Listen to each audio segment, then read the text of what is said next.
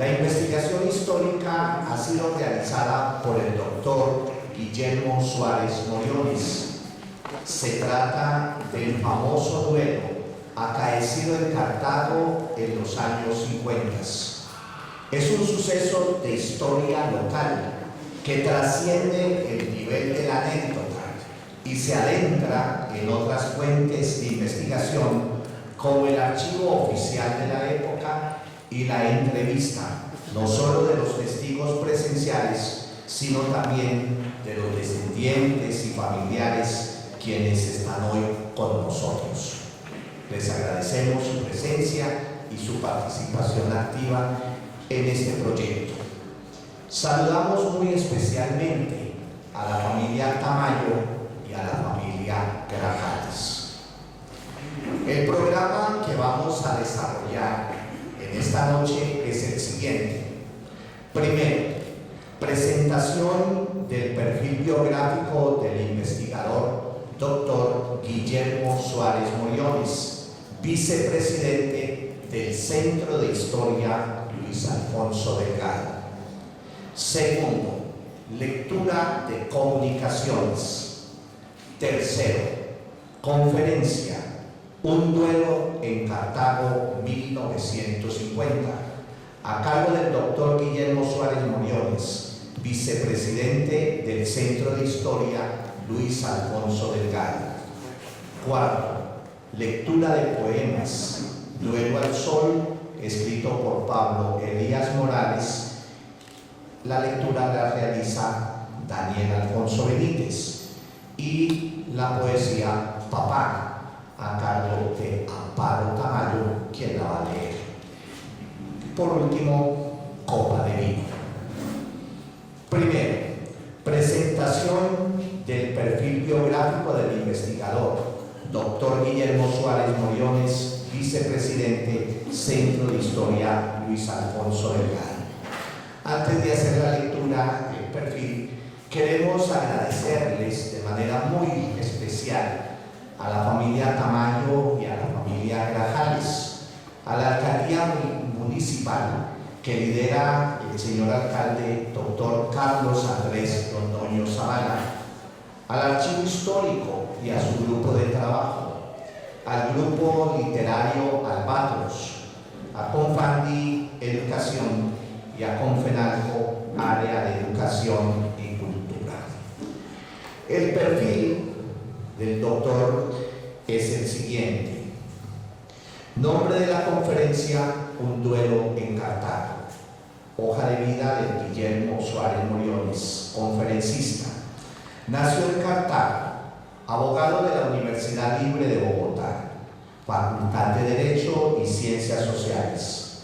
Monografía de grado, Aspectos del Alinderamiento, con juez del Consejo de Estado y de los tribunales de Cundinamarca y Risaralda, juez municipal y del circuito. Docente en las universidades Colegio Mayor del Rosario, Santo Tomás, Externado de Colombia, Autónoma de Colombia en Bogotá, Universidad del Valle, Universidad Cooperativa, Corporación de Estudios Tecnológicos y Universidad Libre de Pereira. Profesor invitado de la ESAP en las universidades UIS de Bucaramanga, del Tolima y en Centro de Altos Estudios Militares. Conferencista en las universidades de Mérida, Venezuela y de Panamá. Autor de los libros Manual de Derecho Civil, Propuesta para el estudio de las normas constitucionales en el derecho civil colombiano, Ciudades Confederadas del Valle del Río Cauca y ensayos en revistas especializadas. Conferencista en el segundo Simposio Colombiano de Historia Local y Regional Pereira. Miembro del número del Centro de Difusión e Investigación del Derecho Romano.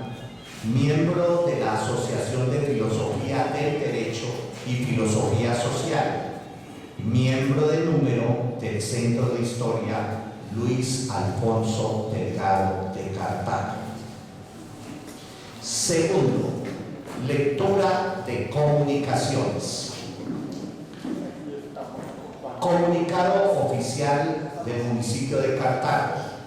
Doctor Guillermo Suárez Moriones, vicepresidente Centro de Historia Luis Alfonso Delgado, Casa del Virrey, Cartago. Cordial saludo.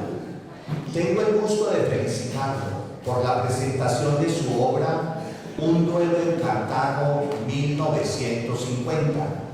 Sin lugar a dudas, este recorrido por la historia de nuestra amada ciudad es una herramienta de conocimiento de nuestra cultura para quienes tendrán la fortuna de presenciar los resultados de su valiosa investigación. Sea esta la oportunidad para manifestarle mi gratitud por sus constantes aportes como miembro del Centro de Historia Luis Alfonso Delgado. Así contribuye usted al logro de las metas propuestas en nuestro Plan de Desarrollo Municipal, Todos por Cartago. Presento sentida excusa, ya que compromisos adquiridos con antelación no me permitirán estar presente en tan importante evento. Les envío un cariñoso saludo. Atentamente, Carlos Andrés Londoño Zavala, alcalde municipal. Tercero, conferencia. Un duelo en Cartago 1950, a cargo del doctor Guillermo Suárez Moriones, vicepresidente del Centro de Historia Luis Alfonso Delgado. Vamos a recibirlo con un fuerte aplauso.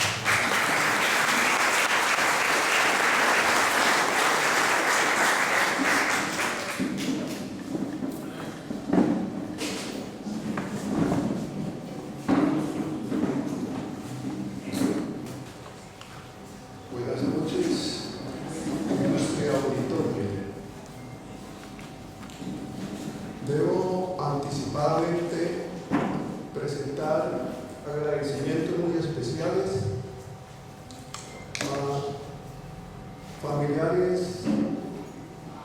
de Gilberto Grajales de Zenón Tamayo, quienes colaboraron de forma testimonial para indicar aspectos importantes de este tema. Amparo Tamayo y a Zuleika Bueno, de quienes recibí informaciones muy directas y muy importantes. Agradezco igualmente al doctor Darío Delgado Arango de haber colaborado en ubicación de una información documental en el Fondo Fotográfico del Valle del Cauca y con el periódico El País de Cali. Y evidentemente también corresponde agradecer a los miembros y funcionarios del Archivo Histórico de Cartago, a cuya cabeza se encuentra la historiadora Betty Valencia Villegas y sus compañeros de tareas, las señoras Beatriz, Doris, Ruby y don Horacio. Dos cosas quiero anticipar antes de empezar el tema. Una, cuando se entregaban las tarjetas, muchas personas decían: yo en esa fecha no había nacido, y otros: estaba muy chiquito. Por consiguiente, vamos a intentar hacer memoria a estas personas.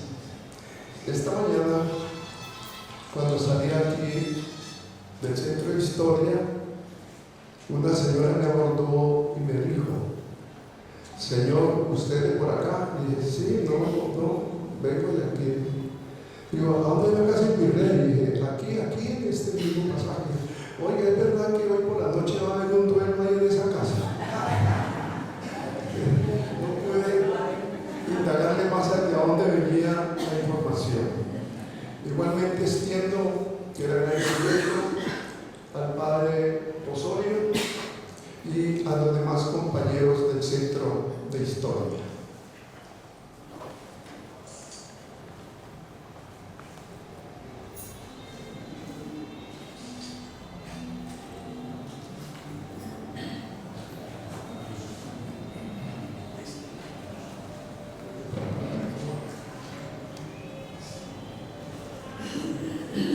a manera de epígrafe. A ver, viejo camino taciturno, cuéntame ahora tu congoja.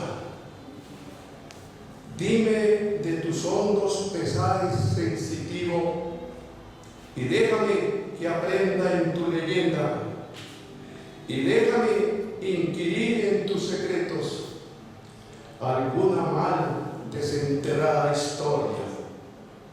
Porfirio Barbajakov, la tristeza del camino.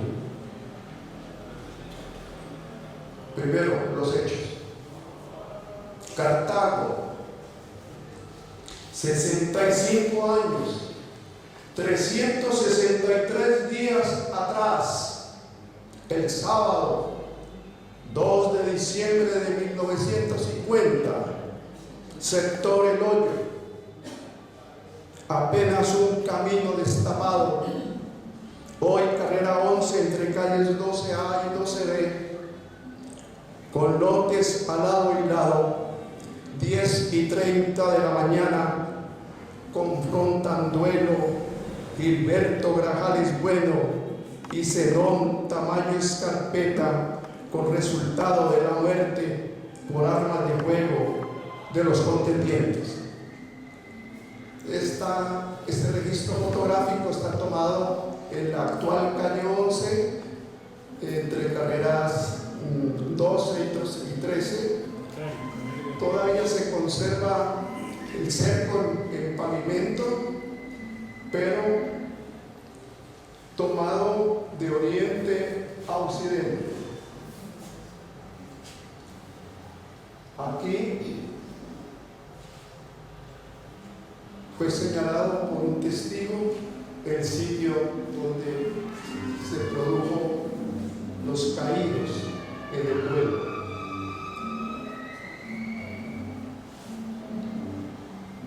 Dice El País de Cali que a 4 metros de distancia, realmente era una distancia muy corta, y lo que iba a pasar tenía que pasar. Un niño de 8 años y hoy con 73 fue testigo directo del acontecimiento. Había entrado a su casa próxima del sitio. Aquí está la dirección 12A67.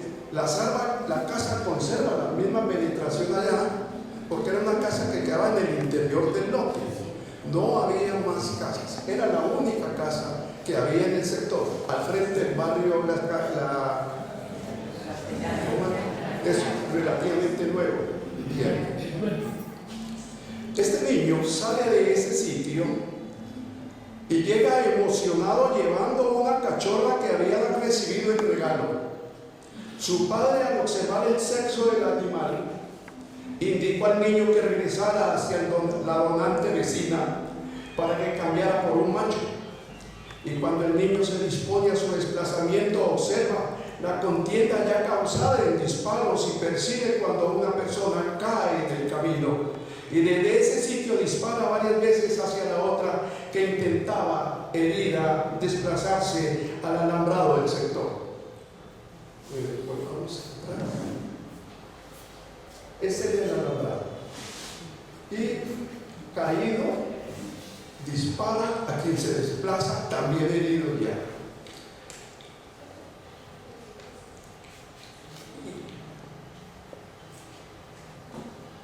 Infructuosa la tarea de identificar las posiciones de los actores en el momento de los hechos, bien precisa. ¿Quién el caído? Se entiende el rictus agónico. ¿Y quién el desplazante al alambrado para caer más luego muerto?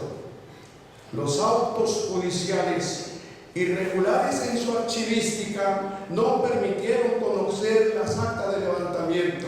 Hicimos las investigaciones en Buga, Cali y Cartago, no se pudo localizar el expediente.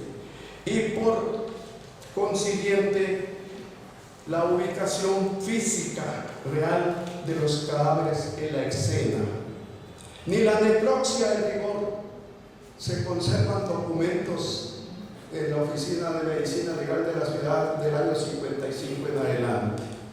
Todo esto con el fin de verificar con prueba conducente y satisfacer la permanencia de la memoria del niño de 8 años.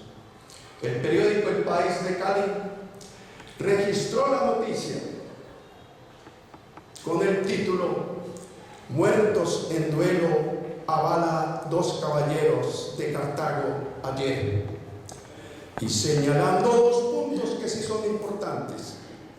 Los cadáveres quedaron a 4 metros de distancia. Eso dice el informe periodístico.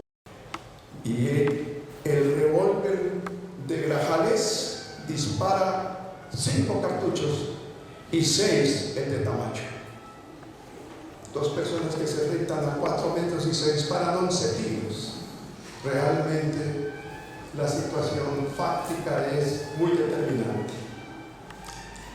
El 2 de diciembre a temprana hora, Zenón Tamayo sale de la casa de habitación ubicada en la carrera séptima 969, supuestamente con destino a Cali, como le había advertido a su esposa. Se transporta en una bicicleta y en un periódico envuelve el arma de fuego que siempre permaneció en casa y jamás fue portada por él. De igual manera, al otro lado, en su casa de habitación localizada en la carrera séptima número 1266, Grajales, en forma inusual, se viste con saco y corbata y se dirige en su vehículo a la calle 11 con carrera 11, punto donde los duelistas se habían dado cita para definir lugar de suceso. Zenón insiste en que sea en el hoyo por ofrecer despoblamiento, y Grajales reclama que se realice en la raya, sector más retirado y que se encuentra al final de la prolongación de la calle 14 sobre el ferrocarril del Pacífico. Ese es el encuentro inicial, carrera 11, calle 11. A pocos momentos, Cartago se convulsiona y la gente corría al sitio del duelo con voces: "Se mataron Zenón y Gilberto". Al sitio llegan la esposa de Zenón y su hija Amparo, pero no se les permite acceder al cadáver. El lugar se convirtió en punto significativo. Alrededor de las cruces levantadas, los viandantes acostumbraron a arrojar piedras al pie de las cruces y así formar túmulos funerarios muy propios del folclore ciudadano. Por mucho tiempo, la historia del duelo permaneció viva en el recuerdo de los cartagüeños de antaño, y es el caso que hoy en día jóvenes entre 20 y 25 años tienen referencia de los actos del 2 de diciembre de 1950 en el 8. Segundo, los protagonistas. ¿Quiénes los protagonistas que con su acto contribuyeron a ahondar la fatigosa sucesión de hechos luctuosos en la luctuosa historia de Cartago? Zenón Tamayo Escarpeta, Gilberto Grajales Bueno. Zenón Tamayo Escarpeta, nacido en Cartago a principios del siglo XX, hijo de Julián Tamayo y Arcelia Escarpeta. Sus hermanos Víctor, padre de la familia Sánchez Tamayo, Luis Carlos, Francisca y Romelia. Con estudios en el colegio de otrora Hermanos Maristas, casado con Agustina de Tamayo, y 3 hijas menores, Amparo, Marlene y Esperanza, y otro grupo de 3 hijos extramatrimoniales. Hombre apuesto que siempre usó sombrero de fabricación extranjera. Al pie de su cadáver quedó el sombrero de uso. y pañuelos de diversos colores al cuello. Ahí observan uno de ellos. Zenón había dedicado gran parte de sus 48 años a las actividades del transporte automotor y al momento del caso era propietario de la empresa Alianza. Mónica, pasamos a... Miren allí uno de los buses de la empresa. Un carro largo, marca Reo, no sé si los transportistas conocen esa marca, y se encuentra Zenón, su esposa, las 3 hijas estudiantes en el colegio María Auxiliadora y unas niñas parecen vecinas. Ese era el grupo familiar de Zenón. Propietario de la empresa Alianza, que cubría rutas Cartago-Cali, ciudades intermedias, empresa ubicada para atender a pasajeros en la estación del ferrocarril, como había dispuesto la alcaldía municipal. Gilberto Grajales Bueno, igualmente cartagüeño, con 40 años, hijo de José Grajales y Belén Bueno. Sus hermanos Dolores, Doña Lola, muy conocida como Doña Lola, conocida, Alfredo, comerciante en la ciudad, José Antonio y Jesús María, y con abuelos de parte materna extranjeros, Quintiliano Bueno, español, y Amelia Barney, francesa, bachiller del colegio académico. Había constituido hogar con Blanca López y eran sus hijos Gilberto, Soledad, Cristina, Lucelena y Alba Colombia, y una niña extramatrimonial, Carmelita, aquí presente. Gilberto de igual manera realizaba actividades de transporte automotor con automóviles y buses pequeños, carrioles, a través de su empresa Azul, y con rutas en el norte del valle, sectores occidente y oriente. Bueno advertir que Tamayo y Grajales fueron socios en la actividad por largo tiempo, pero por situaciones propias de la profesión se distanciaron y cada uno asumió la dirección formal de sus empresas. En esa época no existía regulación oficial definida en forma de régimen de tarifas, ni vigilancia y control estatal en el transporte. Estos aspectos apenas eran reglamentados a nivel municipal y en forma muy precaria, y especialmente existía un decreto de regulación 113 de septiembre 6 de 1950, emanado del alcalde militar de la época. En alguna oportunidad Tamayo recibió en su casa la visita de Grajales con propuesta de reanudar la asociación, pero la propuesta no fructificó y antes, por el contrario, parece que las diferencias acrecieron en grado sumo, de manera que acciones recíprocas de hechos dañosos a los vehículos, unidos a ofensas, agravios y hasta circulación de anónimos, al fin determinaron en hipótesis conjetural la causación del duelo. No faltó se dice que la distancia política a los delistas fue la causa eficiente del duelo, y es posible que existieran otros, se dice. Zenón era liberal, con reducida participación política, no obstante que después del 9 de abril de 1948 erigió con sus propios recursos un busto a Jorge Eliezer Gaitán en el parque de la estación del ferrocarril, que preciso lleva el nombre del líder y que al poco tiempo fue derribado. Gilberto militaba en el Partido Conservador y con mayor militancia que la de Zenón en su partido. Gilberto periódicamente invitaba a la finca de su familia, conocida como Las Brisas, ubicada en el sector oriental de la ciudad, punto suburbano, a los jefes y familias del conservatismo local. La condición política de los realistas no cabe en la hipótesis respecto a la causación de los hechos. Más, sin embargo, tuvo efectos políticos inmediatos. El cadáver de Grajales fue velado inicialmente en la calle 12, entre carreras cuarta y quinta, en medio de gritos partidistas.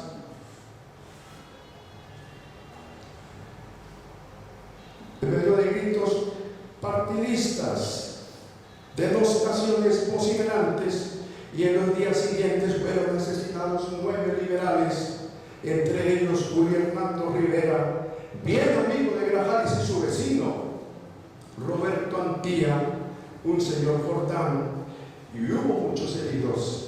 Entre estos he de recordar al comerciante Jaime Echeverri Toro.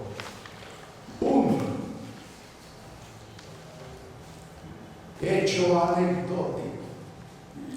En esa noche se presentaba en la ciudad la reina nacional de la belleza, Miriam Sojo Zambrano, quien por las circunstancias vio fallida su presentación.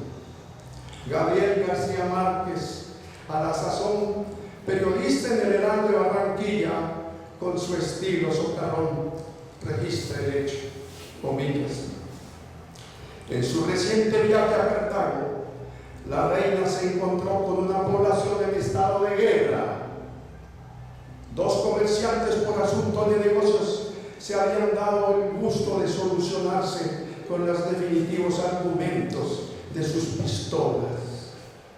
Cuando Miriam llegó a Cartago, se encontró con que el primer caballero que se adelantaba a saludarla, luctuosamente vestido y con un rostro de tragedia, era el señor y dueño de la ciudad, el toque de queda. Cartago, pues, estuvo en la boca y en la memoria de nuestro Nobel desde 1950, cuando en el periódico de Barranquilla, en la columna llamada Girama, hizo este registro. El entorno nacional hacia 1950.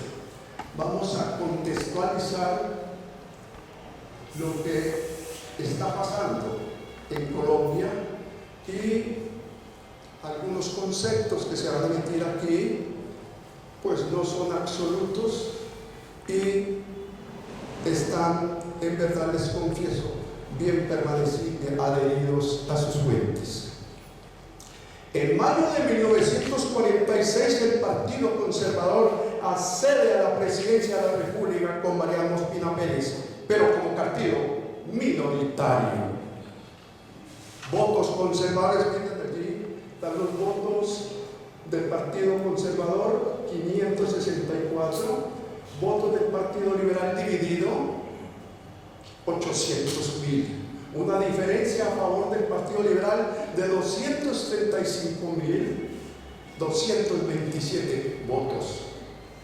A poco tiempo se realizan las elecciones parlamentarias y el Partido Conservador ofrece esa votación y el Liberal esta votación con una diferencia ya de 150.000 votos, pero de todas maneras a favor del Partido Liberal.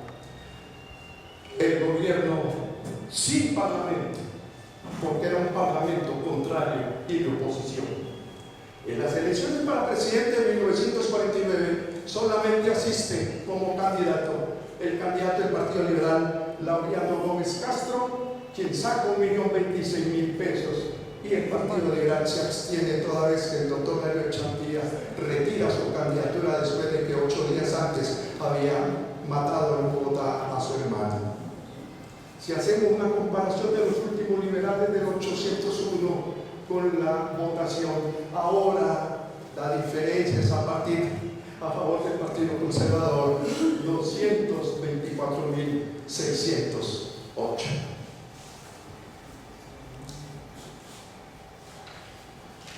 Un politólogo, el doctor Miguel Hernández Rodríguez, dice que si el Partido Conservador hubiera sido mayoría, nunca hubiera ocurrido lo que ocurrió en la historia de Colombia.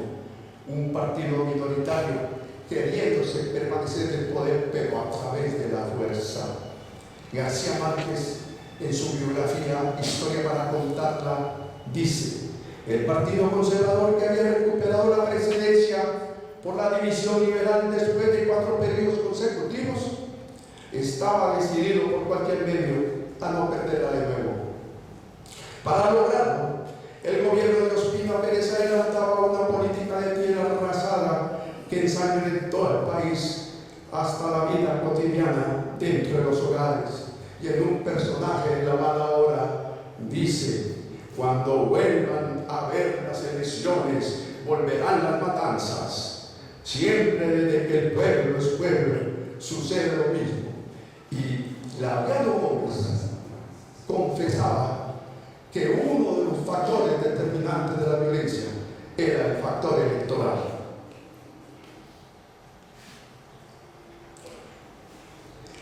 Para efecto, las matanzas de habla García Márquez, interpartidistas, de liberales y conservadores, va a llenar el periodo conocido como la violencia, o mejor, las violencias, a decir de Daniel Pecó. Y comienzan los historiadores a señalar cifras de esta época sin que se precise realmente un dato evidente. He tomado como referencia las cifras que señala Juan Gabriel Uribe Vegalara, el secretario privado del doctor Álvaro Gómez Hurtado, y obviamente conservador, y quien señala la totalidad de 126.800 muertos entre el año 48 y el año 51, mostrándose altísimo esta cifra en 1950 con 50.000 homicidios. Y viene una serie de datos en ese sentido que, pues, como digo, no ofrecen mucha uniformidad como tal. En diciembre de 1950, que es esta fecha que hemos tomado como referencia, la violencia partidista está generalizada en todo el país, salvo algunos territorios del Caribe colombiano. El gobierno de Laureano Gómez, que se inaugura en agosto de ese año con el antecedente eleccionario advertido atrás, es calificado por los historiadores como una dictadura civil. Así lo dice una serie de historiadores.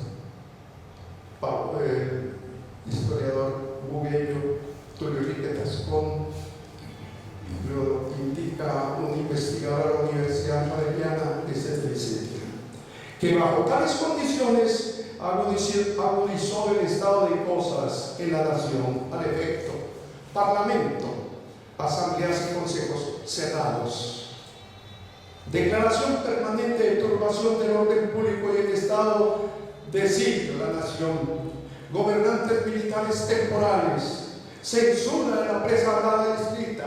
3 periódicos de Cartago tenían censura inmediata, rama electoral descompuesta. Son cortas muestras de un gobierno que es señalado como dictadura. El político Luis Villar Porta formula una buena comparación entre el desarrollo histórico del mundo y la situación de Colombia para la época. La década de los 50 es quizá la más llena de esperanzas y paradójicamente de decepciones en lo que va a transcurrir el siglo XX. La derrota del régimen del terror nacional socialista en Alemania, el triunfo de la alianza antifascista en la Segunda Guerra Mundial, el ascenso extraordinario de los partidos democráticos en Europa, los procesos descolonizadores en el Asia y en África y la naciente revolución china eran todos signos de grandes cambios sociales y políticos. Colombia, siempre en caso de anacronismo excepcional, se encontraba atravesando lo que se ha convertido en llamar oficialmente la etapa de la violencia, o sea, la de bárbara represión desatada contra el pueblo por gobiernos civiles autoritarios primero y la dictadura militar instalada en 1953 después. era Colombia un estado fallido. La misión de Lochen Parry en 1950 hacía una descripción patética de la situación de Colombia, en donde se señalaba cifras totalmente abrumadoras desde la perspectiva del desarrollo social. Y el padre Lebret, que había hecho uno de los más grandes estudios en el año 50, señalaba también una serie de situaciones muy delicadas y al final decía: con relación a los promedios nacionales de consumo, el nivel relativo de ingreso de las capas superiores de la población es 2 veces más elevado que el de los países subdesarrollados, y el de las clases inferiores es 4 veces más bajo que el nivel de las subpoblaciones correspondientes. Y no sorprende que hoy en día tengamos la identificación de Colombia como el primer país en América en desigualdad social de ingresos y de riqueza. El domingo pasado, en el tiempo, salieron estas cifras. El coeficiente de Gini que mide esas desigualdades dice: desigualdad primero en América, Colombia; segundo, Guatemala; tercero, Chile; cuarto, Honduras; quinto, México; sexto, Brasil. 6 de cada 10 colombianos ejercen una actividad informal, 63%, sin régimen laboral, sin régimen prestacional, sin régimen de salud. El salario mínimo nuestro está colocado en América dentro del puesto 13, $230, mientras que Panamá tiene $529 y Costa Rica 520, Argentina 445 y Chile 400. Y de esos que están por fuera de la informalidad y están en la formalidad, en Colombia el 48.6% gana un solo salario mínimo. El 48%, la mitad de la población. Entre 1 y 2 salarios lo ganan el 34%, y de más de 2 salarios solamente el 17%. Por consiguiente, nada ha cambiado aparentemente en nuestro país.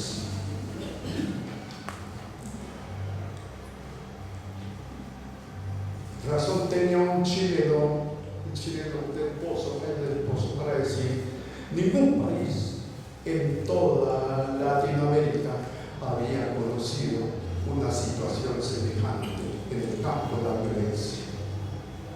El entorno regional y local hacia 1950. ¿Qué está pasando en Cartago? Excúsenme que me demoro en esto, pero también me tienen que dar la razón de que también es muy rápido y panorámico el muestreo que se hace de esto. El departamento del Valle y Cartago al norte fueron recipientarios directos de la violencia nacional en grado sumo y con intensa asistencia de los fenómenos partidistas radicalizados. Otto Morales Benítez señala en un texto la importancia destacadísima de lo local en estas líneas. Lo local tenemos que examinarlo, y es verdad. Resalta el interés de escribir las historias regionales o locales para estudiar a los seres en su sitio, en su medio, donde están sumergidos en su acontecer cotidiano, no despojarlo de la cercanía de lo que los identifica y define, es decir, del espacio donde han armado su discurrir y lo han hecho parte de los anales lugareños, lo que les da un acento propio que corresponde a su espacio, que también marca sus diferencias, porque prima lo diario, lo inmediato, lo que elige el devenir. Hay temas culminantes que no pueden ocultarse, como los que rozan con la muerte y el concepto de la vida, el localismo. Contaba Cartago en la época con 41.273 habitantes, el 75% citadino y el 25% rural. 6 barrios tradicionales y clásicos, y óigase bien, 5 motocicletas, la del señor Garcés, la del señor Carrillo, la del señor Toledo que sacaba muelas con el dedo, la del señor Giraldo y una moto en poder de un solo muchacho, Wolfman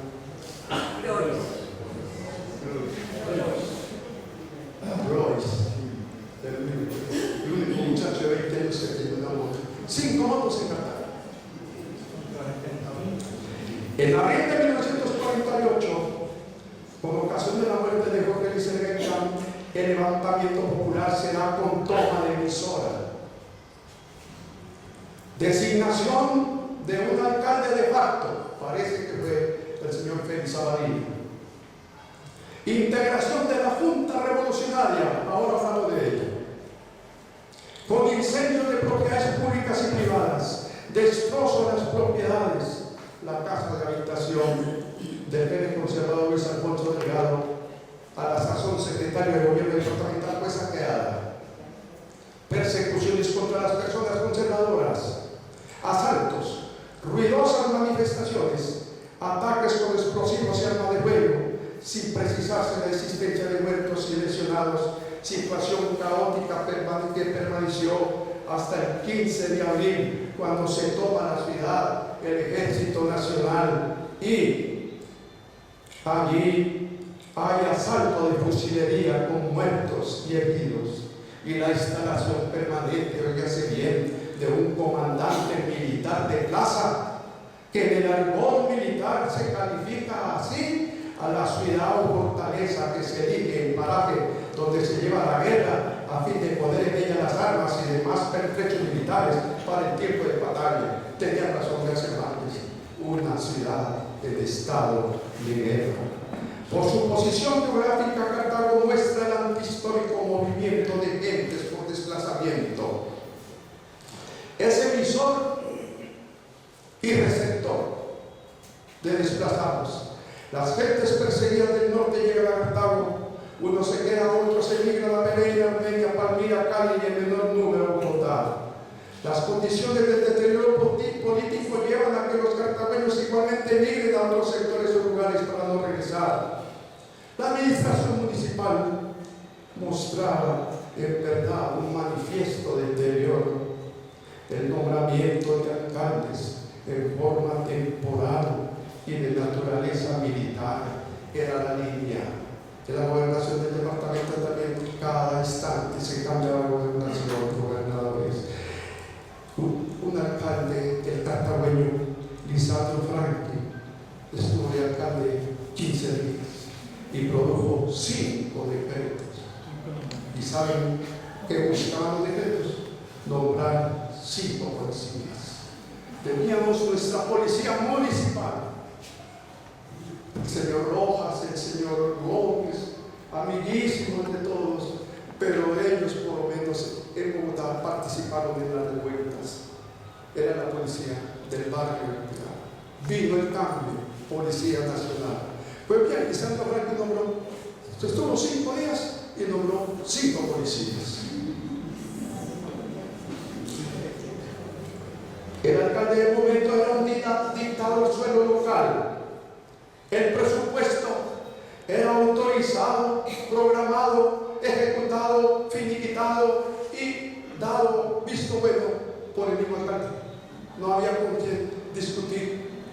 El consejo estaba cerrado. De forma muy rápida, quiero mostrarles estos datos.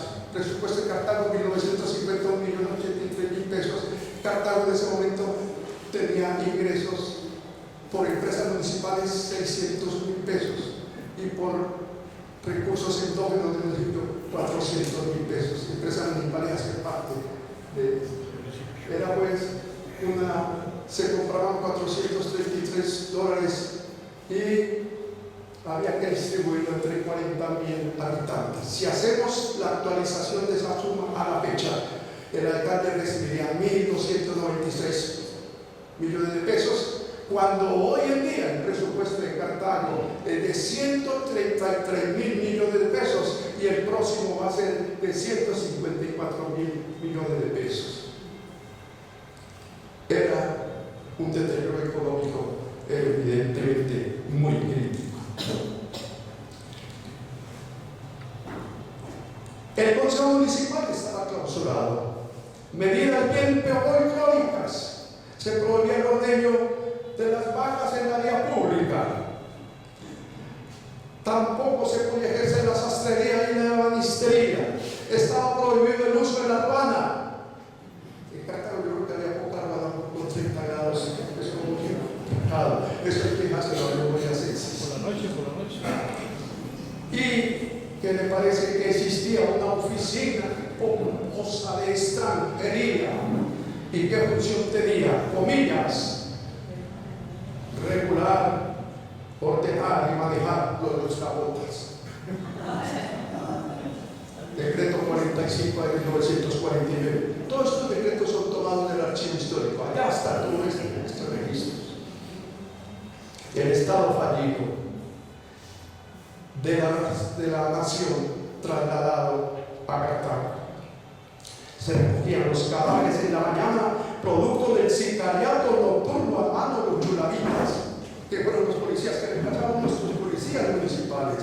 Chulavita era un simple corregimiento de Boavita en Boyacá. Cuando se suprimió la policía municipal, entonces el gobierno dijo: señores jóvenes, unos jóvenes campesinos colocados allá, y un camino de policías, y los mandaron a Santander, Caldas, Tolima y Valle. Aquí en Cartago tuvimos a nuestros chulavitas. Se recogían los cadáveres en la mañana y del sicariato nocturno de los chulavitas. El carro fantasma, dirigido por los pájaros, mataban y se volaban. Era el título asustadizo dado a los delincuentes. Y lo más inaudito, el sicario pájaro, excúsenme que voy a utilizar aquí el nombre, José Polanco, fue nombrado jefe de la Policía Municipal de Cartago. Tiempos de zozobra, intranquilidad y desasosiego que perduraron hasta allá al año 53, en que los gobiernos fueron depuestos por el general Rojas Pinilla en un golpe de Estado que levemente atenuaba los rigores de la violencia descrita en forma muy panorámica, situación que permite a la investigadora Fabiola Estrada discriminar.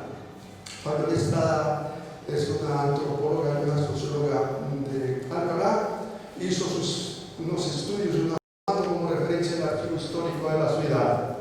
Podemos establecer al interior del periodo conocido como la violencia en el sector del norte del valle, 1949-1953, conservadores contra liberales, 1953-54, tregua con Rojas Pinilla, 1954-1958, la revancha, así le llaman, entre comillas, de liberales contra conservadores, y finalmente en 1958, continuidad del proceso de Frente Nacional con la presencia de bandoleros y guerrillas campesinas.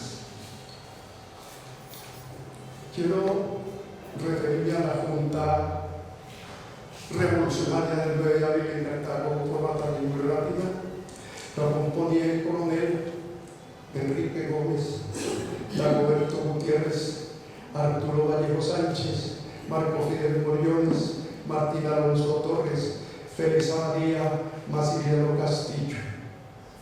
Fueron capturados junto con varios profesores del colegio académico y trasladados a Pasto. En Cali fueron regresados Castillo, los profesores y el coronel Gómez.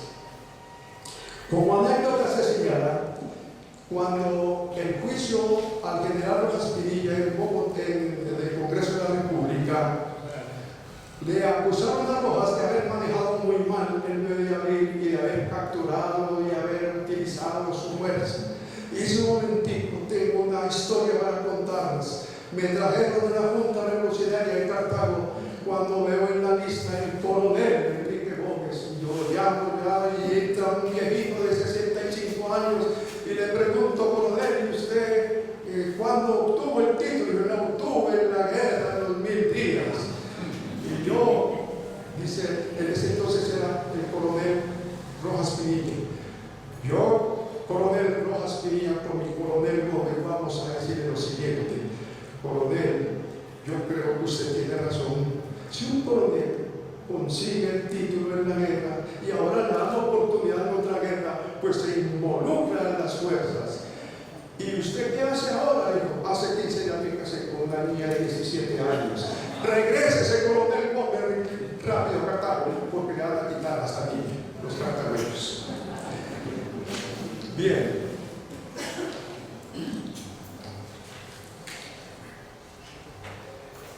¿Me estoy demorando mucho? Es interesante. Ya casi. Es que había que hacer la contextualización. Cartago no aislarlo, sino vincularlo con la nación y vincularlo con la religión. No podemos pensar que este duelo nació en un momento u otro. Entiendan ustedes hacia dónde conduce el discurso, hacia dónde se conduce. El duelo es una categoría histórica, social y literaria. Un desglose aquí muy breve. Todos los tiempos, en todas las latitudes del planeta, en todas las historias y literaturas, el duelo siempre ha hecho presencia. En la antigüedad, el duelo no se confrontaba para dirimir conflictos particulares, sino con el fin de continuar con la guerra, es decir, de grupo. Recuerden en la Biblia David y Goliat, David el israelita y Goliat de Gad filisteo. Y derrota el de menor fuerza al hombre fuerte y grande. En un duelo he traído a el David de Miguel Ángel. Está en la Academia de Florencia para mostrarles que mientras acá muestran la fuerza y la violencia, acá está la inteligencia. El señor Miguel Ángel hace esta escultura un honor y un himno a la inteligencia humana. Nos muestra a David no derrotando a Goliat, sino pensando cómo lo va a derrotar. Y con una onda sencilla destruye al fuerte.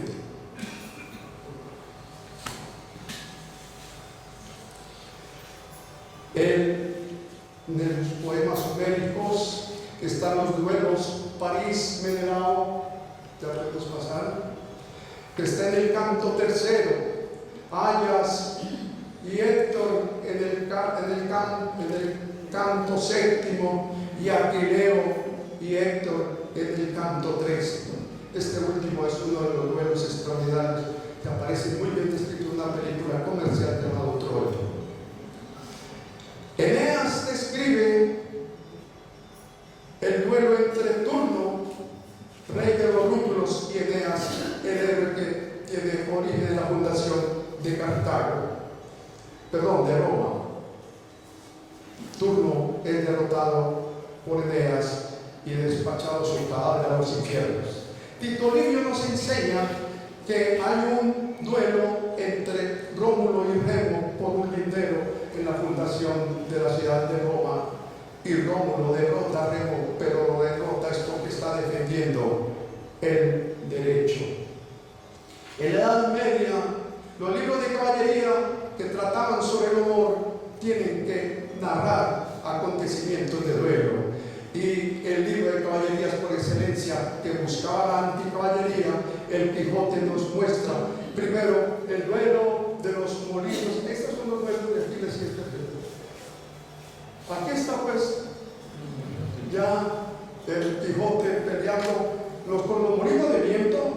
Los molinos de viento para el Quijote son sus opositores, no son molinos de viento, no era tecnología, son monstruos, son gigantes al que él va a derrotar.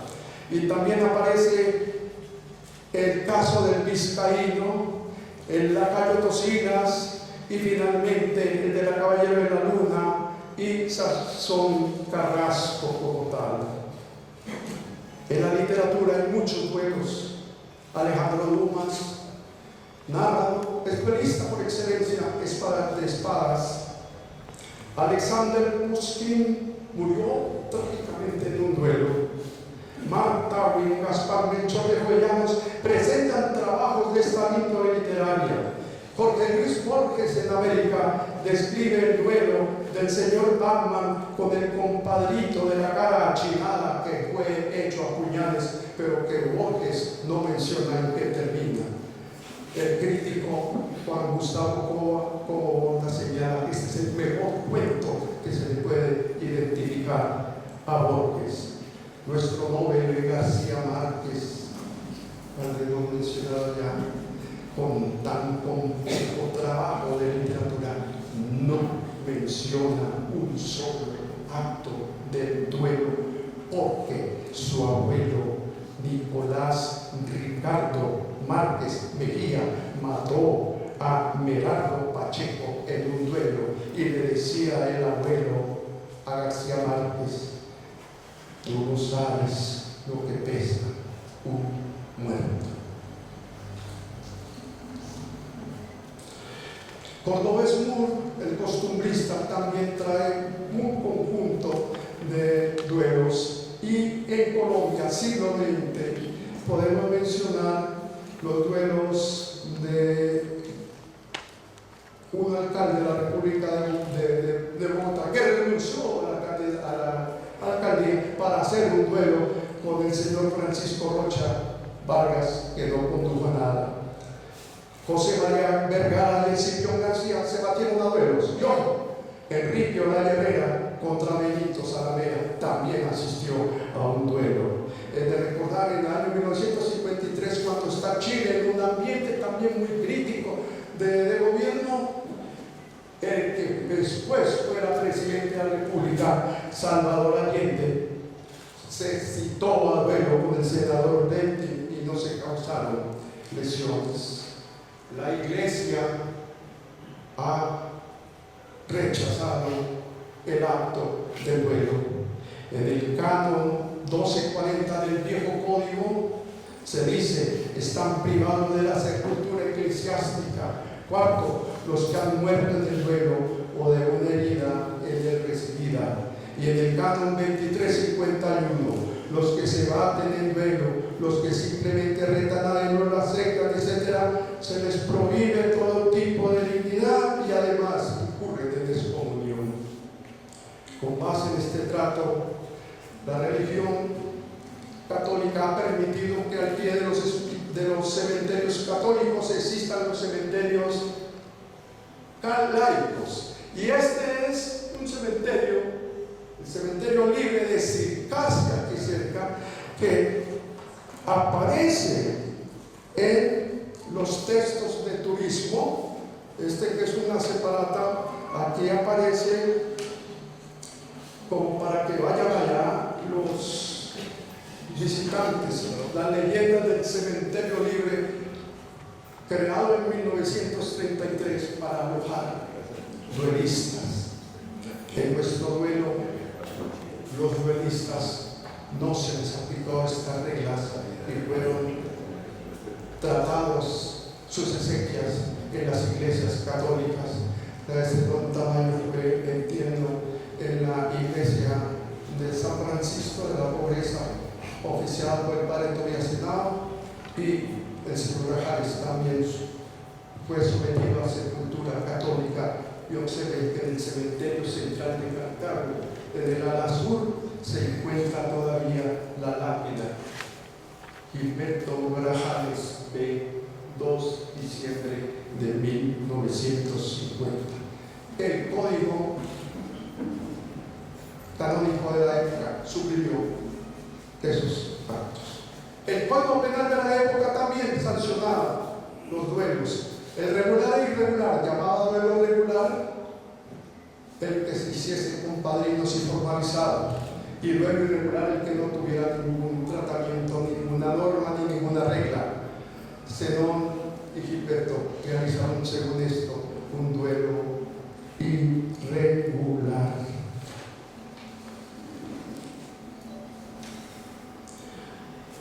Reflexiones finales.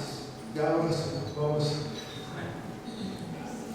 El presente ensayo simplemente pretende rememorar en forma perfunctoria hechos lamentables y tristes, con luctuosidad y fondo de la sociedad cartagüeña y a sus familiares y allegados de los confrontantes, pero en modo alguno aspira a diseñar lecciones de ética o de otra naturaleza.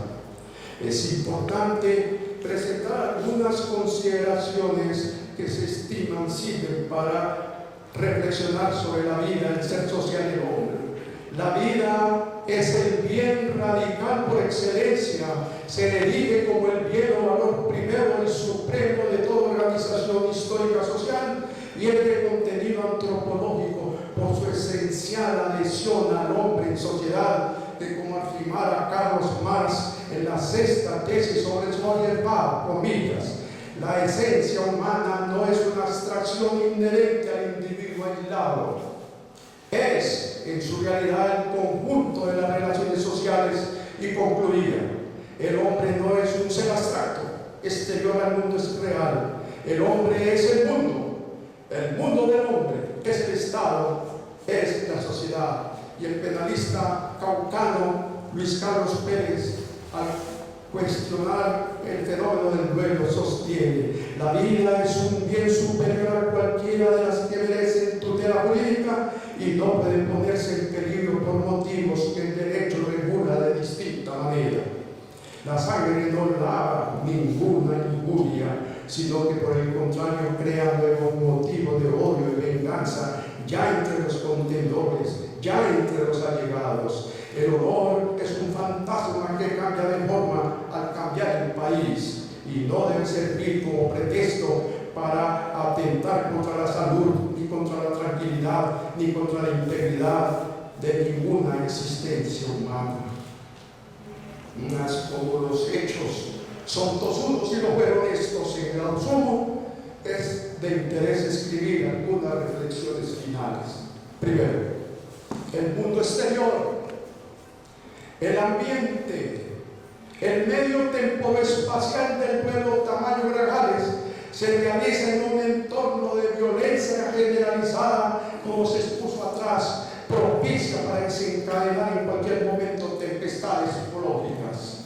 El pueblo se muestra así como un hijo espurio de lo que la sociedad colombiana, la regional y de Cartago creaba, no justificable, pero sí explicable. Segundo, franqueza recíproca en cuanto al pacto del encuentro. No puede improviso ni ipso facto el convenio de los duelistas.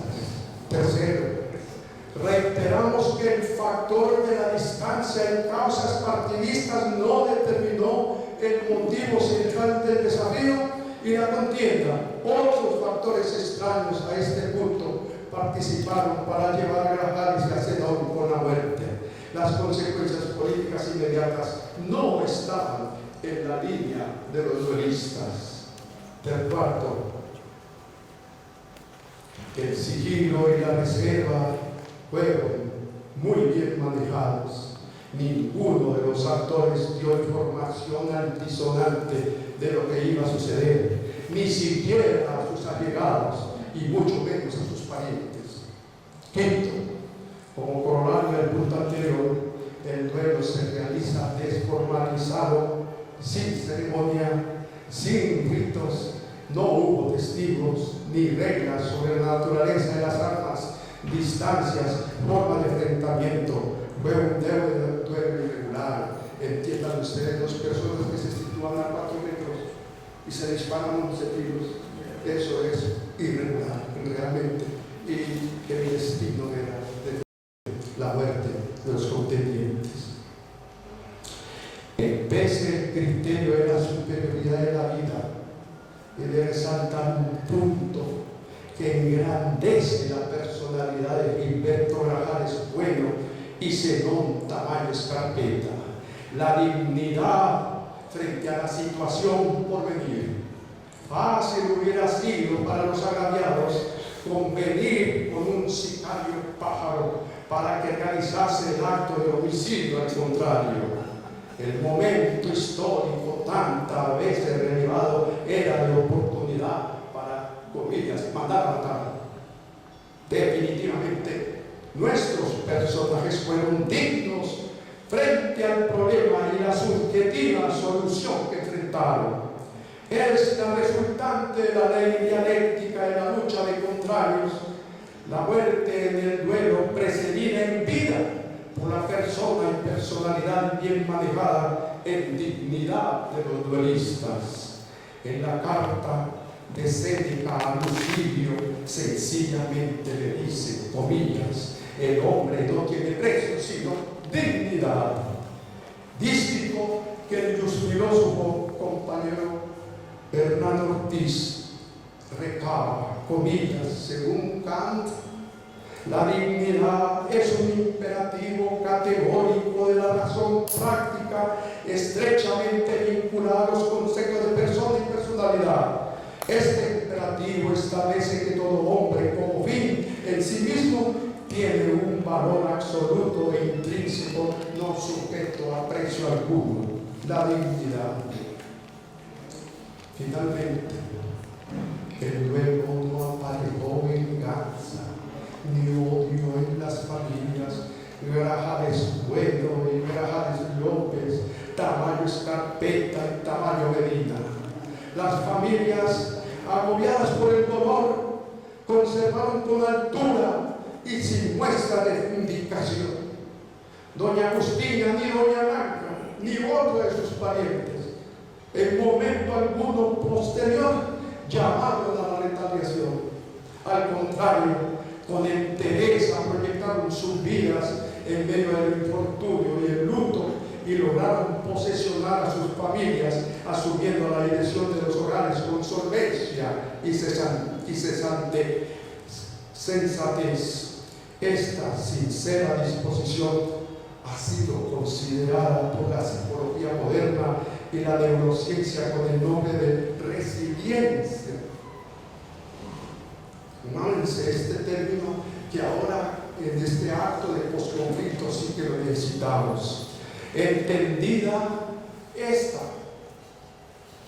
estructura, esta categoría, como la capacidad que tienen las personas para superar circunstancias traumáticas y recuperarse frente a la adversidad, y que el Institute of Childhood Resilience and Family define: habilidad para resurgir de la adversidad, adaptarse, recuperarse y acceder a una vida significativa y productiva.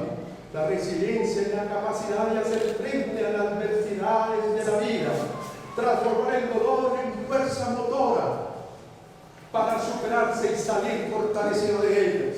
Una persona resiliente comprende que es el arquitecto de su propia alegría y de su propio destino. Las familias, ustedes las familias, fueron resilientes. Su benevolencia y generosidad en medio de tanto desconcierto y anarquía posibilitaron construir historia buena y grande. Muchas gracias.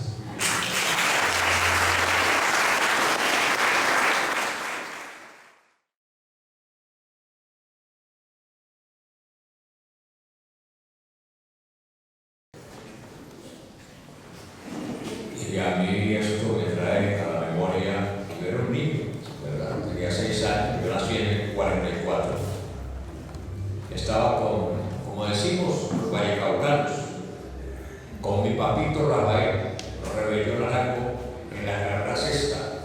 Ahí había muchas barberías, él se hacía motilar ahí, más o menos al frente de la base de Medellín. La gente corría, corría y corría. Entonces el barbero salió a averiguar qué pasaba cuando trajo la noticia de que se había matado Gilberto Grajales y Zenón Tamayo. Todo quedó en silencio. Toda la gente que había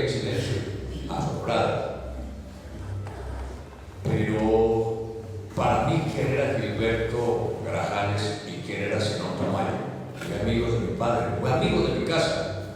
Nosotros vivíamos en la calle Novena entre carrera séptima y octava. Y doña Agustina y Zenón Tamayo vivían en la carrera séptima con calle 10 y novena.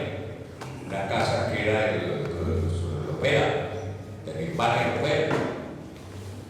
Los dos eran muy amigos de mi padre. Mi padre era un transportador. Y resulta que Gilberto, pariente nuestro, siempre iba normalmente los domingos con un canasto del mercado y dejaba frutas y plátanos y todo. Y iba a saludar a mi tía Rosa María, la tía de mi mamá. Y Zenón conversaba mucho con mi padre, siempre arrimaba en su bicicleta, siempre arrimaba la bicicleta. Entonces tengo en la memoria esas dos figuras y el mensaje de desolación y de muerte que aparecía en esos días en Cartago muy violento. Me acuerdo del 9 de abril, porque mi padre en ese tiempo era gerente de la bomba Grajales. Y allá llegó chicharrón, la masata y gasolina a tomarse. Papá tenía el revólver y con un taco le dijo, bueno, morimos todos, así de sencillo. Esa es otra historia de la Cartago que tenemos que conocerla, lo que pasó el 9 de abril aquí, que hubo una andanada tremenda. Pero bueno, aquí con las gafas de Amparito, que yo no venía preparado para esto, pero en este duelo al sol, que es un recuento que hace Chucho Pineda, el famoso Chupín, dice: hace 40 años, dos hombres de frente a la vida se retaron a muerte. Fabio Elías Morales, abogado, poeta y alcalde de Cartago, en su libro Sol Crepuscular, próximo a aparecer en Bogotá, bajo un relampaguear de imágenes poéticas contra el fondo de realidad, recuerda el duelo de eterna memoria y dice así: duelo al sol en la muerte de Gilberto Grajales y Zenón Tamayo. Y eran dos amigos, pero eran dos hombres.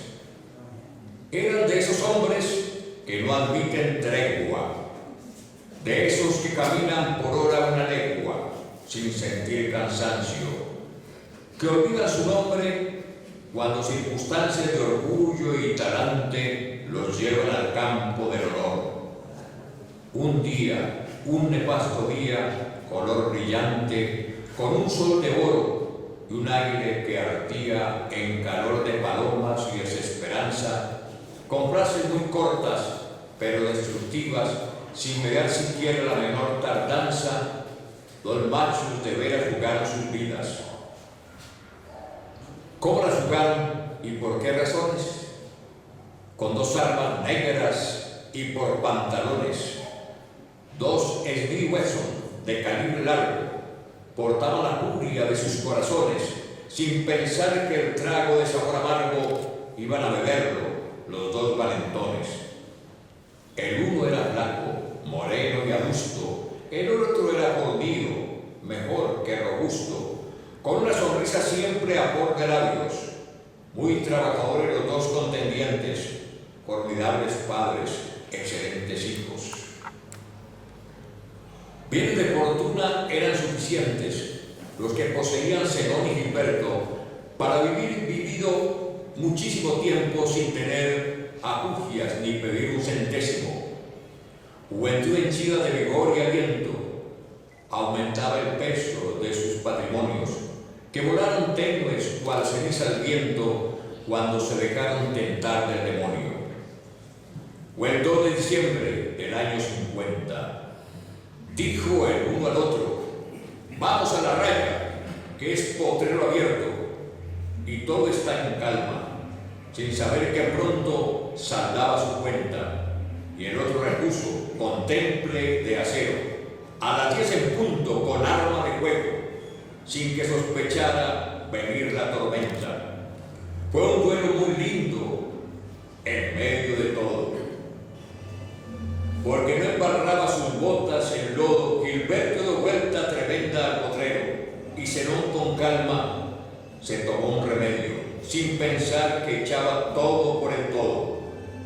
Parado de espalda, contaron 10 pasos, y con sangre fría propia de gitanos se cruzaron sendos certeros balazos, y cayeron muertos cerquita de un charco, uno a cada lado, ambos boca abajo, para besar la tierra que los hizo machos, como capitanes de siniestro barco, como dos valientes, y eran de cantar.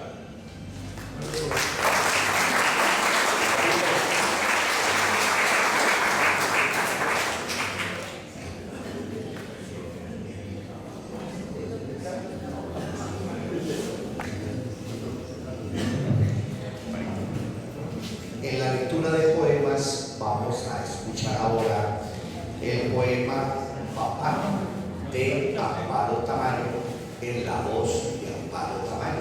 Démosle un fuerte aplauso.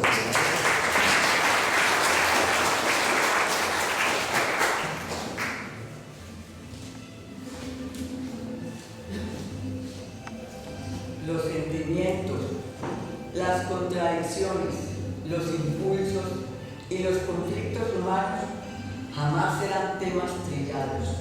Patricia Lara. Papá, siempre anduviste ligero de equipaje. Lo único que cargaste fue el amor a la vida. No obstante, supiste desprenderte de ella cuando la dignidad lo requirió. Te despediste con dulzura, como siempre, de tus grandes amores, sin que sospecháramos que ya era tu partida final. Te fuiste sereno, sin aspavientos, sin reproches, con la frente en alto. La muerte te encontró de pie, íntegro, vital, para fundirte con ella en el inexorable abrazo. Gracias.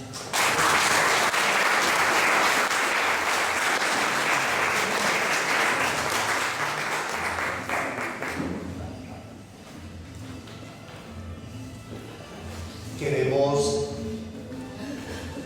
agradecer de manera muy especial a la familia Tamayo y a la familia Grajales, a la alcaldía municipal que lidera el señor alcalde, el doctor Carlos Andrés Londoño Zavala, al archivo histórico y su grupo de trabajo, al grupo literario Albatros, a Confandi, el área de educación, y a Confenalco, área de educación y cultura, y naturalmente a todos ustedes por esta bella participación en este acto.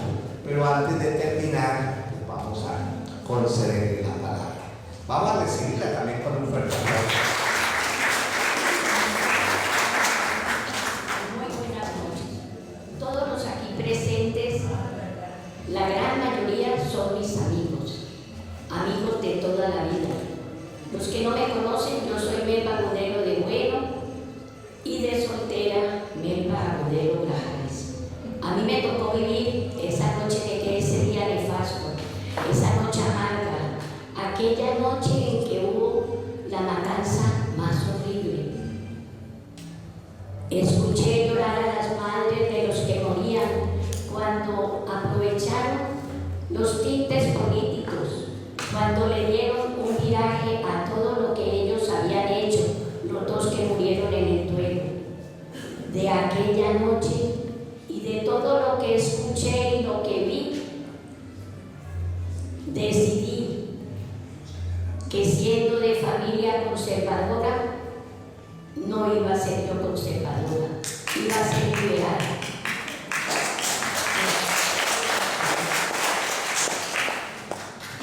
Decidí que iba a ser liberal. Luego, con el tiempo, me fui inclinando, y ahora, en las postrimerías de mi vida, a los 86 años, les cuento, soy de izquierda. Yo también.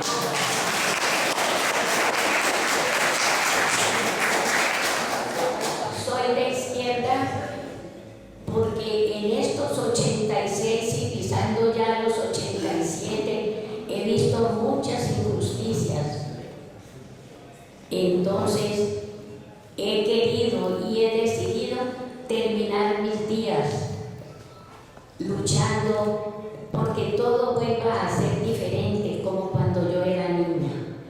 Quiero también resaltar todo aquello que en aquel entonces sucedió, toda aquella amargura. Quiero decirles, quiero contarles, y me siento muy satisfecha de haber tenido dos madres maravillosas, la familia Tamayo con doña Agustina y nosotros con Lola Grajales de Audelo. Nuestras madres nunca nos inculcaron el odio, nunca nos dijeron algo malo de Zenón Tamayo. Jamás en mi casa se nombró a Zenón como un enemigo, como el que nos había causado ese dolor inmenso que estábamos sufriendo. Por el contrario, nos enseñaron a entender que el dolor de nosotros era igual al de ellas y que el corazón de toda esa familia estaba sangrando como el nuestro. Por eso, hoy quiero decirles a todos que la amistad de aquel entonces, de aquel 1950, se ha mantenido incólume, blanca, pura, intachable, y que al contrario, siempre nos hemos sentido más unidos y nos hemos querido cada día más. Por eso tenemos un alma limpia y un corazón valiente. Muchas gracias.